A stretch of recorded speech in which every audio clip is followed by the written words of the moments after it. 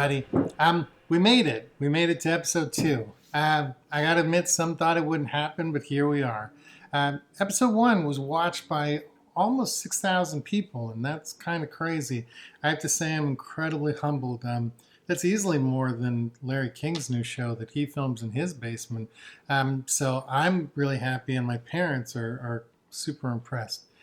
So hey, last episode we gave some advice to John Spenceley, and while I thought my advice was spot on, my friend Wendy Cooper added a little extra in the comments on Facebook and kind of closed the loop. So I'm cool with that because I do these in one take.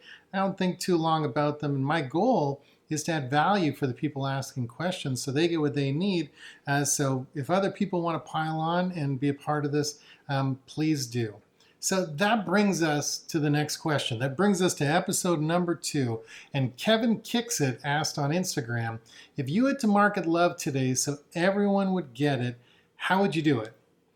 First, I have to admit, a little bit of an admission here, I had to read the question twice because I thought it said, how would you market love making today so everyone could get it? And I got really excited. I was going to talk about the little man on the boat. I was going to talk about a few moves from the Sala Sutra, things like the no look behind the back alley-oop, or of course everybody knows about the little Debbie oatmeal cream cookie.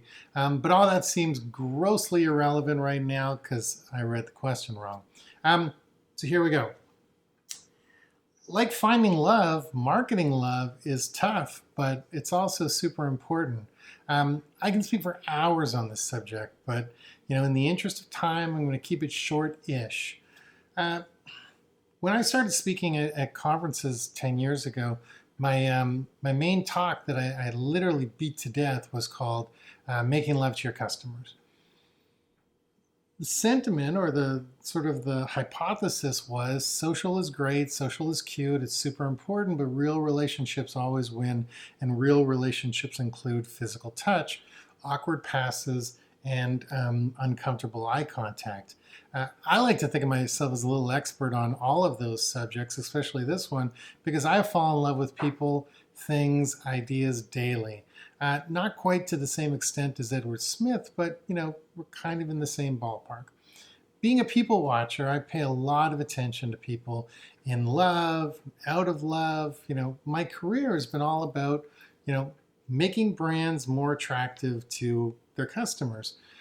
So in my extensive reading and observations, and I read fancy things and not fancy things and smutty things and not smutty things, here are the things that I've noticed. So the best loving relationships usually involve partners seeking connections. Connections from each other, connections, just connections. And here's what I mean. Let's say one of the partners in a relationship digs, Porsches. They love Targas, and they comment that there's one in a parking lot that they just sort of parked at. Chances are that person is not just making an obvious comment, but rather is requesting a response from his partner, hoping that they'll connect in some way, however momentarily, over the car. You see, this is nothing, there's nothing more important, or this is nothing more than an invitation, and it's up to the partner to acknowledge, engage, or dismiss that invitation. Getting excited about a car may not be the partner's bag, but when it comes to love, it isn't really about what the invitation is about. It's really more about how the partner recognizes or recognized and respected that invitation. How people recognize and respond is a great indication on long-term relationship success. Brands have these relationships with their customers, and even if they don't realize it, some do and some do and some don't. And the ones that do are the ones that have different kind of connections with their customers. They send out invitations, they get the kind of responses they're looking for. The type of brands that just don't sell, but rather invite or open themselves for shared connections are the one that people think of in a very different light. So if you know me a little bit, a big part of my career success is a result of my relationship and my time spent at FreshBooks. So people who aren't aware of FreshBooks is the #1 online accounting platform for people who bill for time and expertise. It just rolls off your tongue. I was asked all the time, how could you possibly make accounting sexy? And my answer was always the same. It's by being intimate, offering kindness and generosity towards our customers. Because when people experience this, intimacy, kindness, and generosity, they develop the same sort of feelings and that's really important. When people witness kindness and generosity, the same thing happens. Sadly, this notion is like speaking another language to most people, but those who get it, get it. So I could go on a rant right now, but I'm going to skip my rant on brand intimacy. But I will say that when you're sitting on a couch with somebody, and everybody kind of knows this if they realize it or not, when you're watching TV with someone you love and you're not saying a word, you kind of should be close. You should be touching, even if it's just a foot or a finger or something, because those things, all these little things have been proven that, touch has calming and healing powers. And while you can make an argument that Tinder is killing all of these things, I would say it's possibly a little bit of the opposite, because it proves that people need to be touched in real life. And while, they may be skipping the love part and the intimacy part, they're still attempting to connect with people to fill something in them. And, by filling something in them, I don't mean their sexy parts, I mean something bigger, but I digress.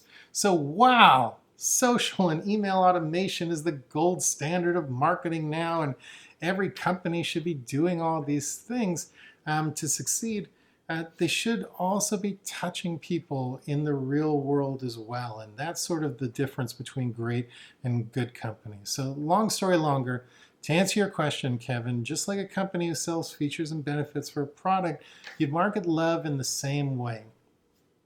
Touch, intimacy, kindness, and generosity are your features, and happiness, security, and confidence are your benefits. Everybody talks about features and benefits.